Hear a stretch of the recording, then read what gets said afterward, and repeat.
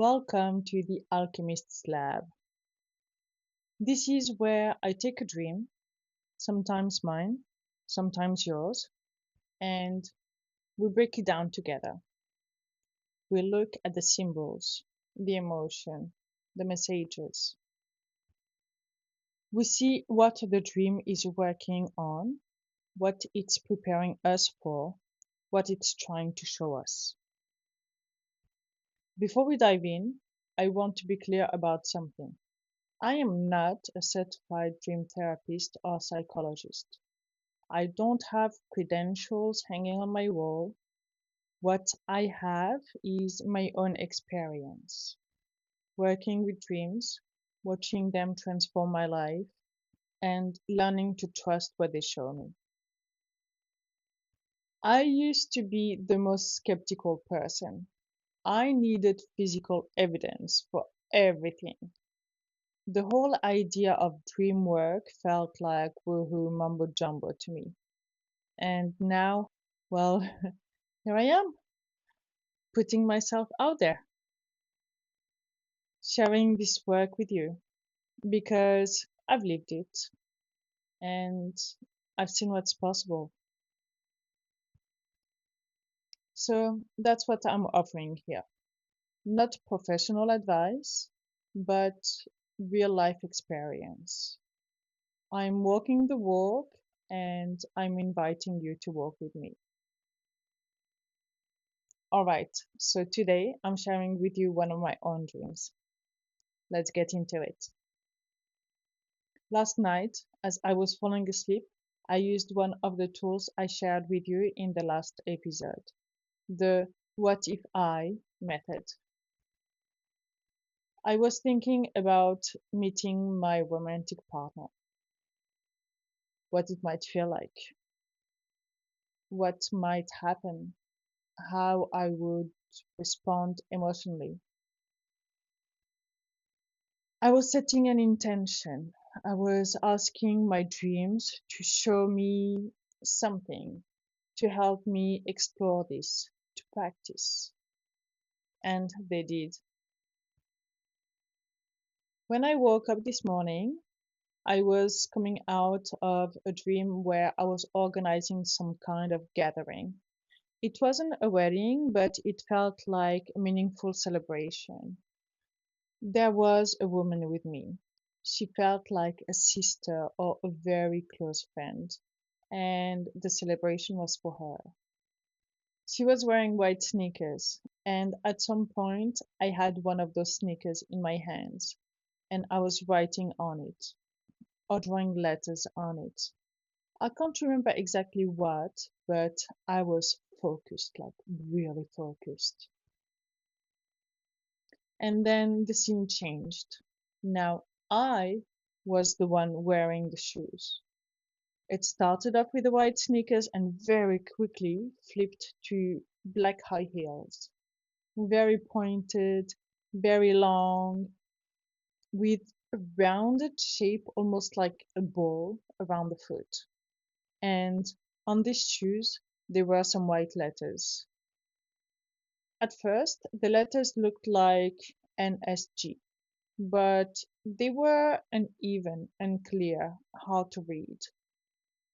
Now, I've had dreams in the past where written messages showed up, but they were always confusing, jumbled, unclear. It was frustrating. So, a while back, I actually asked my subconscious to help me with this, and I said, if you're going to give me written messages in my dreams, please make them clear.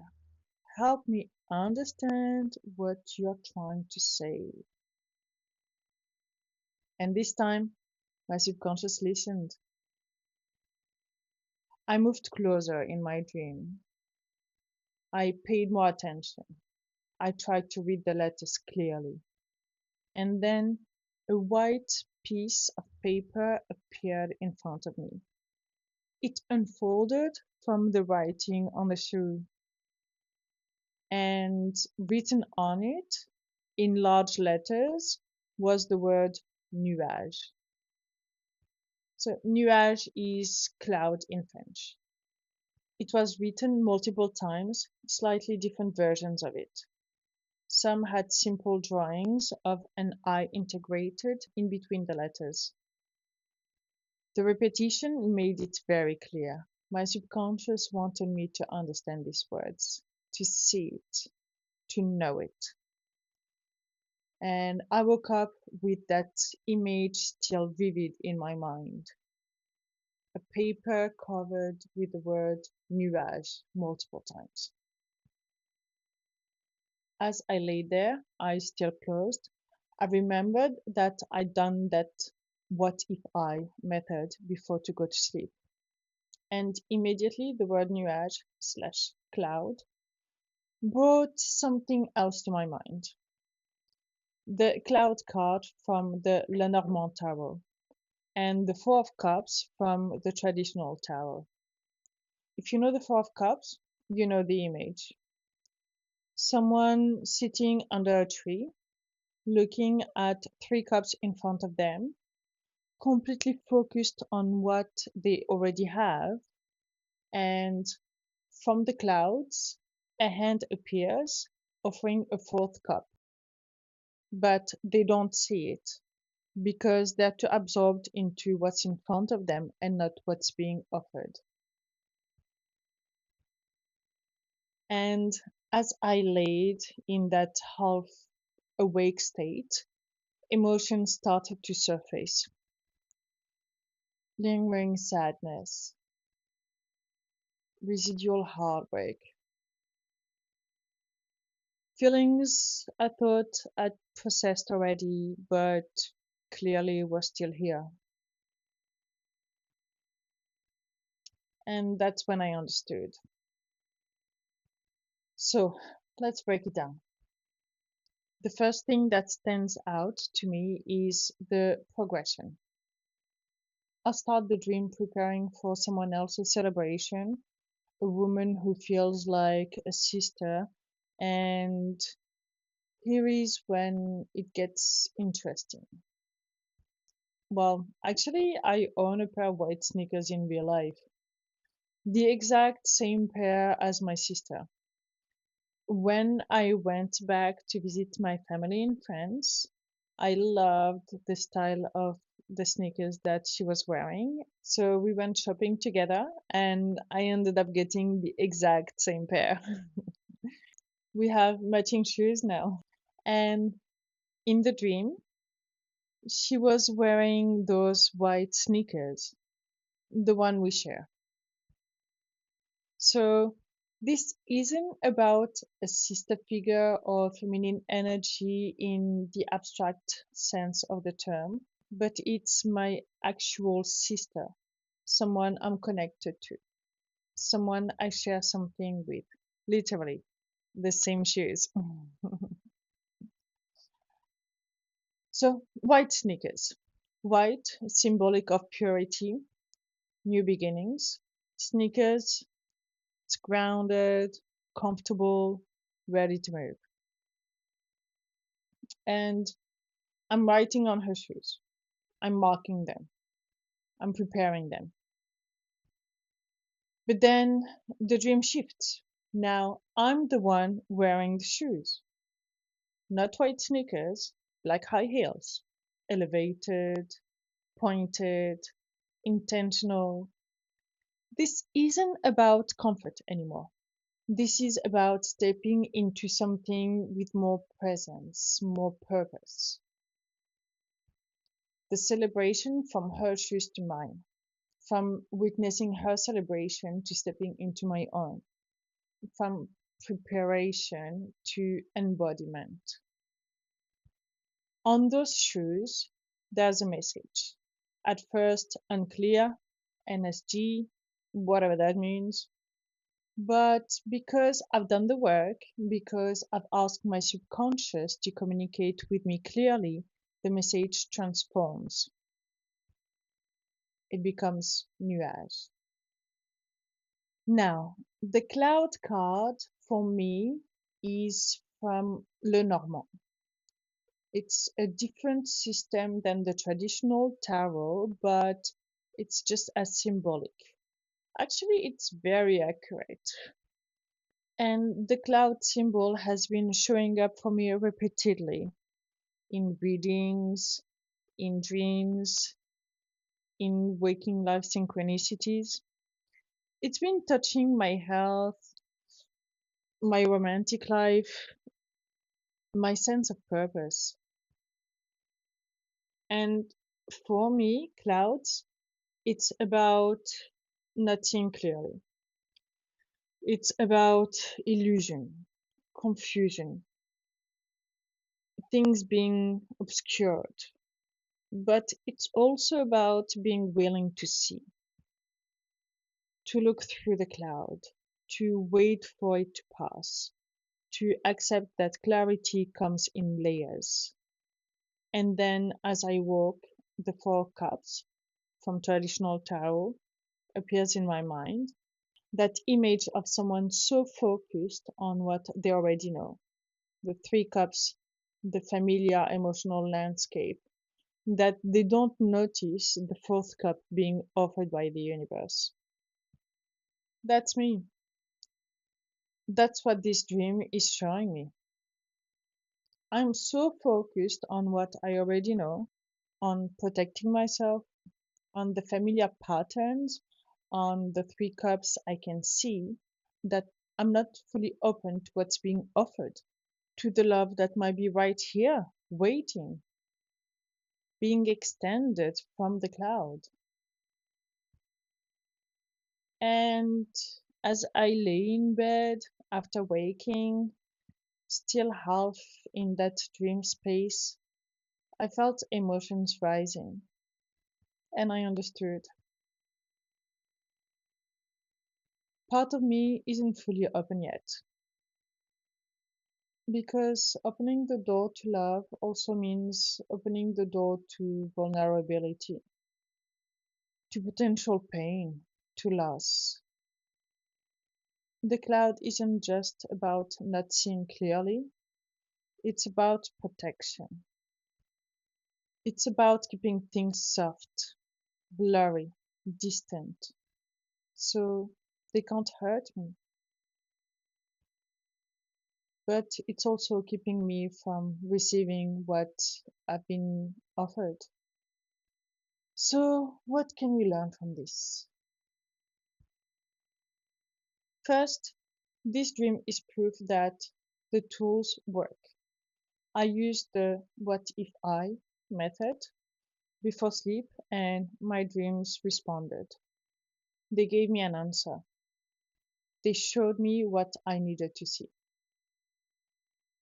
Second, this dream is showing me, and maybe showing you too, that sometimes the things we are waiting for are already being offered, but we're not ready to receive them yet. Not because we don't want them, but because we're protecting ourselves. And that's okay. That's human. It's part of the experience, right? The beauty of dream work is that it doesn't force you, it just shows you. It says, here is what's happening, here is what you're holding on to, here is what's being offered. Now, what do you want to do with that information? And here is what I'm learning: love, real love, the kind I've been asking for. It requires me to step into the full spectrum of the human experience, the joy and the pain, the opening and the risk of loss. The cloud has been protecting me, but it's also been keeping me in the familiar, in the Three of Cups, in what I already know. So now the work is about opening. It's about seeing clearly in so many ways. And even when it's hard, it's about saying yes to the fourth cup. Even though I don't know what's in it, even though it might hurt. Because the alternative, well, it's staying closed, it's staying safe, it's staying in the cloud. And that's not really living, isn't it? That's not really loving. I think that's what this dream is training me for. Not just romantic love, but the willingness to fully show up, to be vulnerable, to embrace the duality of the human experience, the light and the dark, the joy and the grief, the opening and the closing. Because that's what it means to be alive, to be human, to love. And maybe that's what the white sneakers are about too. My sister and I share them. We're connected. We're walking together in a way. She's already stepped into the celebration, into that wedding joy.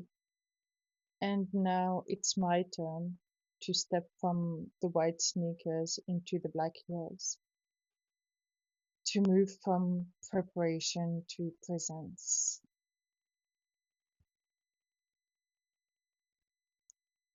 So here is my invitation to you. If you're working on your dreams, if you're paying attention to what they're showing you, look for the pattern. Look for the symbols that keep showing up, what they mean to you. They're not random. They're pointing you towards something. And if you're using the tools, if you're using the what if method, for example, trust that dreams will respond. Maybe not immediately, maybe not in the way you expect them to, but they will answer. And if you have a dream you'd like to explore in a future episode, well, send it to me. I'd love to dive into this with you in here in the Alchemist's Lab. And until next time, keep dreaming. You're the alchemist.